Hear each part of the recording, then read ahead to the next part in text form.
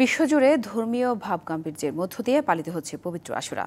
হিজরি বর্ষপঞ্জির প্রথম মাস মহরমের 10 তারিখে এই দিনটি মুসলিম সম্প্রদায়ের জন্য গভীর শোক ও শ্রদ্ধার প্রতীক। ইরানে 10 মহরম বা আশুরা কেবল শোকের অনুষ্ঠান নয়, যুগ যুগ ধরে দেশটিতে দিনটি এক চেতনার নাম। চলতি বছরের মহরম এই প্রতিরোধ চেতনাকে নতুন মাত্রা দিয়েছে। সম্প্রতি ইসরায়েল ও যুক্তরাষ্ট্রের সাম্প্রতিক আগ্রাসনে পুরো ইরান ছিল উত্তেজনার কেন্দ্রে।